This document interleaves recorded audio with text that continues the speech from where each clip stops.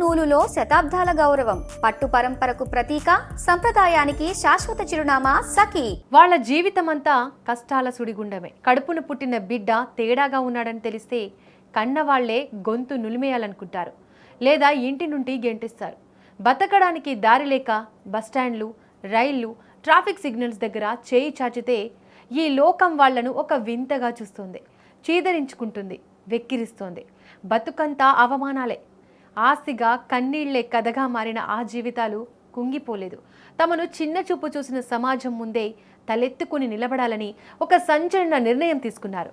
అడుక్కునే చేతులతోనే అక్షరాయుధాన్ని పట్టారు. మహబూబాబాద్ జిల్లాలో మొదలైన ఈ నిశ్శబ్ద విప్లవం ఇప్పుడు చరిత్రను తిరగరాస్తోంది.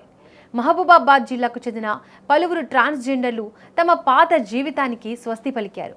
రోజు ఎదురయ్యే అవమానాలను భరించలేక భిక్షాటనతో వచ్చే డబ్బు కంటే చదువుతో వచ్చే గౌరవమే గొప్పదని బలంగా నమ్మారు. జిల్లా యంత్రాంగం ప్రభుత్వ ప్రోత్సాహంతో ఓపెన్ స్కూల్ ద్వారా పుస్తకాలతో కుస్తీ పట్టారు.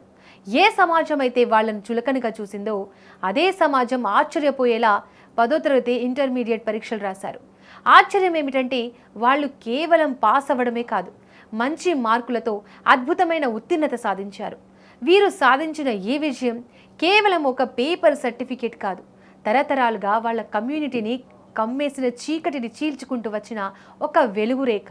ఒకప్పుడు వీరిని చూసి కారు అద్దాలు మూసుకున్న వారు సైతం ఇప్పుడు వీరి పట్టుదలను చూసి సెల్యూట్ చేస్తున్నారు. మహబూబాబాద్ జిల్లా ట్రాన్స్జెండర్లు సాధించిన ఈ విజయం ఇప్పుడు వారి కమ్యూనిటీకే కాదు, కష్టాలు వచ్చాయని ఆత్మహత్యకు పాల్పడే ఎంతో మందికి ఒక చెంపపెట్టులాంటిది. మేము సైతం మారతాం, కష్టపడి చదువుకొని గౌరవంగా బతుకుతామనే ధైర్యాన్ని వందలాది మంది తోటి ట్రాన్స్జెండర్లలో నింపారు. వీరిప్పుడు కేవలం విద్యార్థులు కారు, ఒక గొప్ప మార్పుకు మార్గదర్శకులు. గతంలో మాకు మా పూర్వీకుల కాడ నుంచి ఎవరైతే ఈ స్టడీ గురించి అవగాహన అనేది మాకు ఎవరు ఇవ్వలేదు. ఫస్ట్ ఆఫ్ ఆల్ ఎందుకంటే మాకు బిక్షాట్ అనే ఒక మా వృత్తి అని మాకు అదే విషయంలో మేము బతికుండేటోళ్ళం. ఇప్పుడిప్పుడు సమాజంలో మేము చదువుకుంటామని చెప్పేసి మా పెద్దోళ్ళు ఎంతోమంది మన ప్రభుత్వానికి లేఖ రూపంలోనో మీటింగ్ రూపంలోనో వాళ్ళకు తెలియజేసినప్పుడు మాకు చదువుకోవడానికి జాబులు చేయడానికి అవకాశాలు ఇచ్చారు. కాబట్టి మేము కూడా పెద్ద పెద్ద స్థాయిలో జాబులు దానికి సంబంధించిన దాని గురించి క్వాలిఫై మన దగ్గర ఉంటేనే కదా ప్రభుత్వం మనకు జాబులు ఇచ్చేది అని చెప్పి తెలుసుకొని మేము ఇంటర్ చేసినాం. తర్వాత ఇప్పుడు అంబేద్కర్ యూనివర్సిటీలో ఓపెన్ డిగ్రీ రాస్తున్నామండి. తోటి కమ్యూనిటీ మెంబర్స్ దగ్గర మేము వెళ్ళి మేము ఆ జీవనానికి మేము ఇన్ని రోజులు అట్లే గడిపినాం.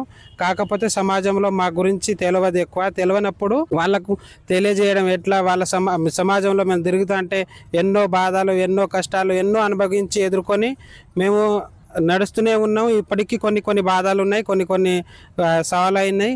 మరియు చదువుకునేటప్పుడైతే మేము ఇట్లా వెళ్ళినప్పుడు మన భిక్షాటనే ఒకటి, ఎందుకు మనం కూడా చదువుకుంటే మనకు కూడా గౌరవంగా బతకొచ్చు కదా సమాజంలో అని ఒక ఆలోచనతోటి మేము 10th రాయడం జరిగినప్పుడు దాదాపు 10 సంవత్సరాల క్రితమే రాసినాం.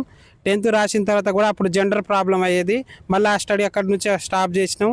తర్వాత ఇప్పుడు మేము అన్నీ చేసినాక జెండర్ గురించి ఏదైతే ప్రాబ్లం లేదు, మీరు చదువుకోవచ్చు, మీరు జాబ్ చేసుకోవచ్చు, మీరు అందరితో సమానం బతుకోవచ్చు అని మాకు ఎప్పుడైతే రేవంత్ సర్కార్ గారు చెప్పారో అప్పటి నుంచి మళ్ళీ స్టడీ వైపు మేమందరం స్టడీ వైపే చూస్తున్నాం. అందరం చదువుకోవడానికి ముందడుగు వెళ్తున్నాం.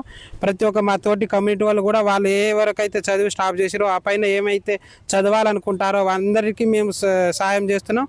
అందరితో పాటు మేము కూడా చదువుకుంటున్నాం. ప్రతి ఒక్క జాబులకు అర్హులు అవ్వాలని మేము కోరుకుంటున్నాం. ఇప్పుడు మన మహబూబాబాద్లో వచ్చిన కొత్త సిఐ గారు, ఆయనకు చాలా మేము కృతజ్ఞతలు చెప్పుకోవాలండి.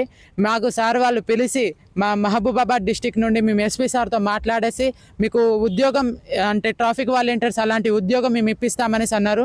జీతం ఎంతో అంత ఇస్తామమ్మా, మీరు ఉద్యోగం చేయండి, మీరు హైట్ ఉన్నారు, పర్సనాలిటీ ఉన్నారు, మీకు కంపల్సరీ నేను ఎస్పీ సార్తో మాట్లాడి ఉద్యోగం ఇప్పిస్తా అనేసి మన సార్ గారు అన్నారు. ఆ సార్ గారికి మేము ధన్యవాదాలు తెలుపుకుంటున్నాము.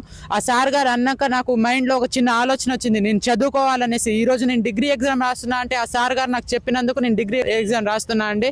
ఇంతకుముందు నేను చదువుకోవాలనేసి వెళ్తే కాలేజీలలో లేక ప్రిన్సిపల్ సార్ వాళ్ళు అటు ఇటు చూసి అమ్మ మీకు లేదు, కాదు, కూడదు అనేసి అనేది ఇంతకుముందు. ఇప్పుడు గత కొన్ని రోజులుగా వచ్చిన ప్రభుత్వం మాకు గుర్తించి మాకు జాబులు ఇవ్వడం, లేకపోతే మాకు హైడ్రాలలో తీసుకోవడం, లేకపోతే అన్ని రంగాలలో కూడా మమ్మల్ని తీసుకుంటున్నారు. కావున ఉచితంగా మీకు ప్రయాణం బస్సులలో కూడా మాకు ఆధార్ కార్డు అనేసి పెట్టారండి. ఉచిత రవాణా సౌకర్యం మాకు కూడా అది చెందింది. ప్రభుత్వ పథకాలలో నాకు రేషన్ కార్డు ఇంతకు ముందు లేకపోయేది, నాకు ఇప్పుడు రేషన్ కార్డు వచ్చింది మన రేవంత్ సర్కార్ వచ్చినాక. మేము కూడా ఇక ముందు మేము మా బ్రతుకు ఎలా బ్రతకాలనేసి చిన్న ఆలోచనతో మేము ఈ చదువుకోవడానికి ముందడుగేస్తున్నామండి. ఇకపై నుండి గవర్నమెంట్ ప్రతి ఒక్క ఉద్యోగాలు విడుదల చేస్తుంది కదా, దాంట్లో కూడా మా జెండర్ మేల్ ఫీమేల్ ఎలా పెడుతుందో మా జెండర్ కూడా అలా పెట్టి మాకు కూడా కొంచెం ముందు కొంచెం దారి చూపెడితే ఆ దారిలో మేము నడిచేటట్టుగా మేము వెళ్తామనేసి కోరుకుంటున్నాము.